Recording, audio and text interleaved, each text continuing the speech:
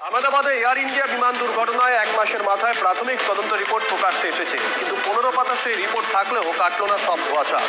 রিপোর্টে বলা হয়েছে বিমানটি যখন গতি নিয়ে নিয়েছে ঠিক সেই সময় দুটি ইঞ্জিন মাত্র 1 সেকেন্ডের ব্যবধানে পরপর বন্ধ হয়ে যায়। জ্বালানি সুইচ চালু অবস্থা থেকে কাট অফ অর্থাৎ বন্ধ হয়ে গেছিল, ফলে সঙ্গে সঙ্গে বিমানের গতি এবং উচ্চতা কমতে থাকে। ওই সময় পাইলট মেয়েদের বার্তা পাঠিয়েছিলেন কি করে মাত্র 1 সেকেন্ডের মধ্যে জ্বালানি সুইচ রান থেকে কাট অফ হয়ে গেল তার কোনো ব্যাখ্যা প্রাথমিক রিপোর্টে নেই। এয়ার ইন্ডিয়ার দুর্ঘটনাগ্রস্ত বিমানের ককপিটে কি হয়েছিল, অবশেষে পাইলটদের কথোপকথনের অংশ প্রকাশ্যে।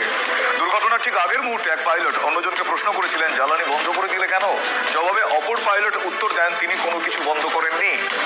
ওই বিমানের পাইলট সুমিত সবরওয়ালের 8000 ঘন্টার উপর বোয়িং 787 বিমান চালানোর অভিজ্ঞতা ছিল। সহকারী পাইলট ছিলেন ক্লাইভ কুন্ডার, তারও এই ধরনের বিমান চালানোর অভিজ্ঞতা 1100 ঘন্টার প্রায়।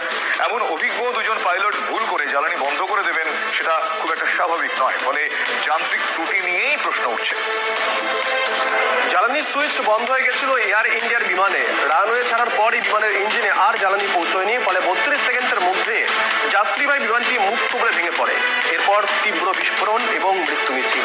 কিন্তু কিভাবে বিমানের জ্বালানি সুইচ বন্ধ হয়ে গেল ভাবাচ্ছে এই প্রশ্নই। সাধারণত যখন বিমানবন্দরে বিমান অবতরণ করে তখন এই সুইচ বন্ধ করে দেওয়া হয়। এছাড়া কোনো আপৎকালীন পরিস্থিতিতে সুইচ বন্ধ করেন পাইলটরা। ইঞ্জিনে আগুন লাগলে এই সুইচ ব্যবহার করা হয়। তেমন